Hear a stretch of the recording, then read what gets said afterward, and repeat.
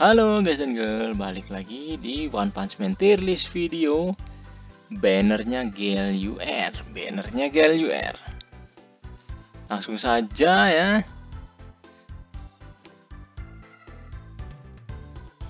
Geru Gensub gue taruh sini sekarang ya. Gue taruh sini, tetap di S tapi ya nggak terlalu ngejer-ngejer banget lah ya.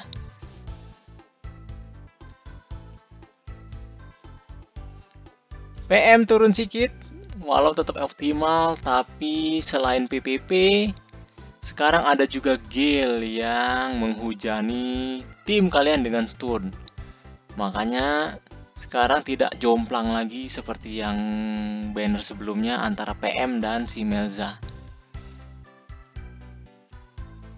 Goketsu ini karena si TTM-nya semakin keluar sih ya, jadi gagaknya jadi berguna kembali. Deep Seeking gue turunin ke sini lah ya. Dia udah lama juga bertengger di S tier, walau di S tier minus. Cuman kita mulai geser lah, soalnya udah kepenuhan di tier S.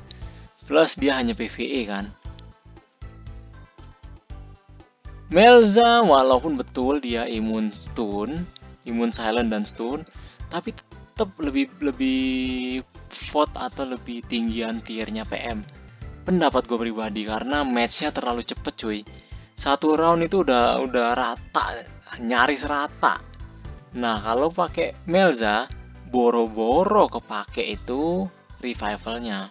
Mau imun stun juga kalau rata duluan percuma. Kalau dihidupin sama si Phoenix Man, ya tidak lagi stun kan. Nah seperti itu.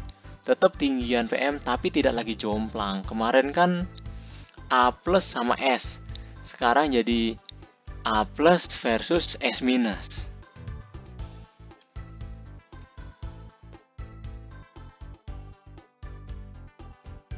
Tatsu itu kadang-kadang terlihat OP itu kalau syaratnya terpenuhi, yaitu menang speed.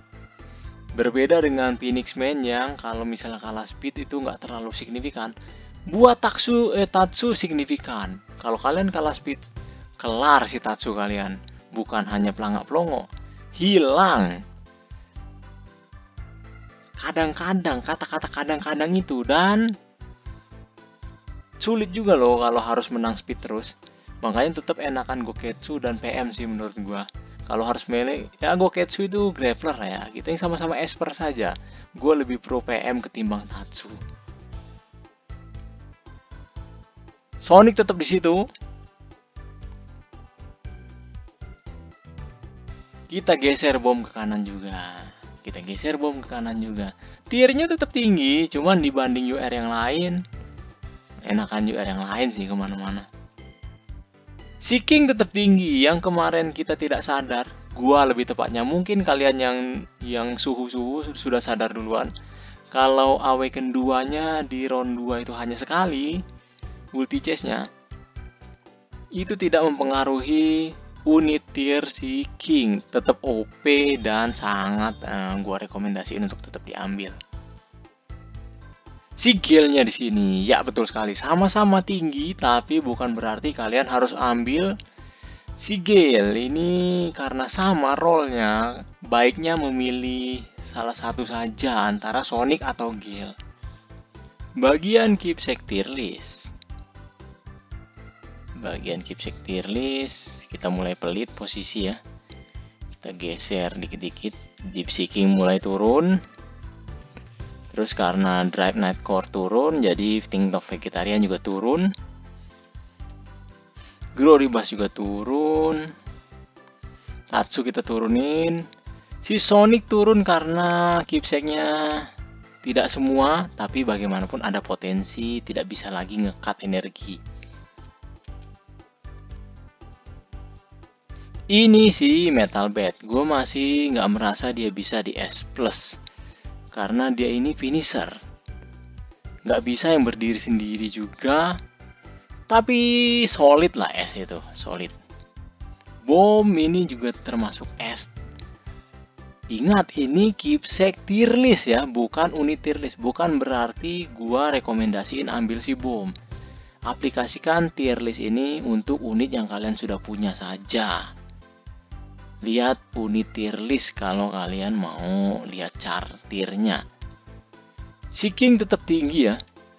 Kedua orang ini poin lebih loh, artinya dia nggak terlalu butuh-butuh amat keepsake dibanding MB misalnya. Sekarang Awaken 2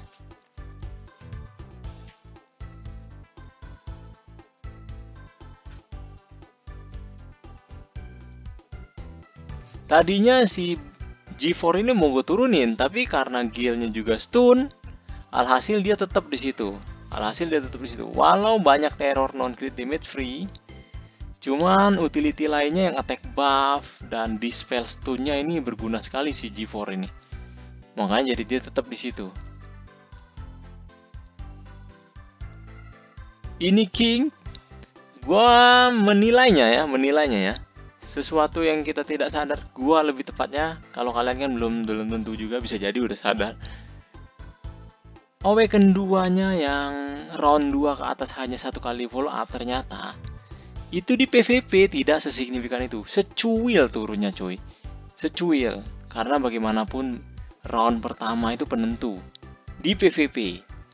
Ya bisa dibilang khusus penambahan poin kalau Awaken 2-nya dia itu turun kayak 5 poin lah ya. Kalau PvE, nah PvE ini biasanya 4 round nih, 4 round, 5 round matchnya kan. Kadang 6 round. Nah, jadi tidak sepenuhnya 10 round, tapi juga tidak 1-2 round.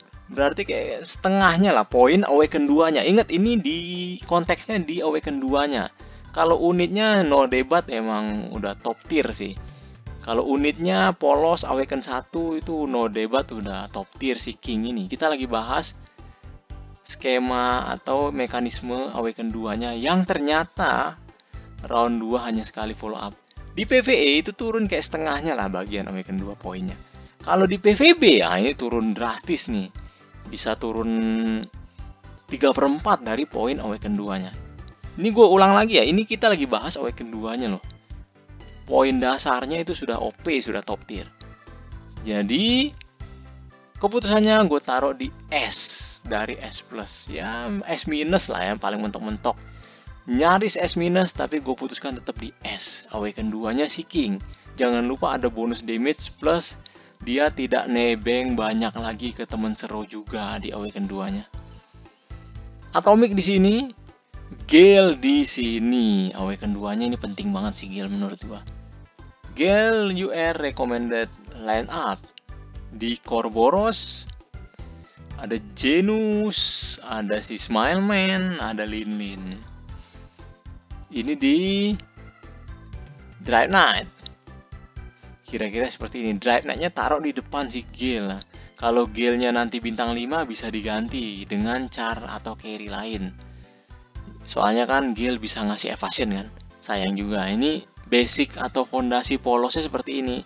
Supaya si Drive Knight nyerangnya yang di shatter sama si Gale. Ini full limited seperti ini. Si Suiryu yang dikasih buff speed, tapi yang dikasih evasion si Metal Bat. Ini kalau kalian mau ganti si Atomic dengan si G4. Balik lagi seperti yang gue bilang, kan lagi horor-horornya PvP ya. PvP kan stun sekolom. Apalagi si Gale juga ini pas dapat keepsake nanti stun sekolom. Makin rame yang stun kan. Nah si G4 ya oke lah ya buat ngebantu.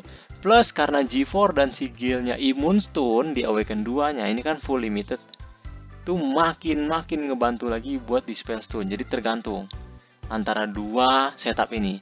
Yang sebelah kiri yang atau setup pertama sih kalau menang speed itu joss banget. Sedangkan yang setup kedua ini menang speed oke, kalah speed nggak terlalu ngap juga. Plus bukan plus sih lebih tepatnya.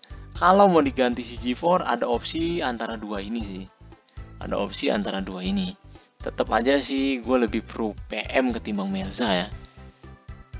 Itu saja video kali ini mengenai tier listnya di bannernya Gale UR. Kalau kalian nggak punya Sonic, gue rekomendasiin berat buat ambil si Gale ini. Tidak perlu keepsake nggak apa-apa, yang penting kejar Awaken 2 sih. Tapi kalau terpaksa polos ya nggak apa-apa lah, intinya punya. Lebih baik punya daripada tidak kan. Tapi prioritaskan untuk Awaken 2 kan si Gale ini. Gale ini Awaken 2-nya joss ya. Kalau ada mau tanya lebih lanjut silahkan. Kalau ada mau saran monggo. Dan kalau kalian suka video seperti ini, like dan sub. Jika kalian pikir gue pantas tuh gitu. Adios.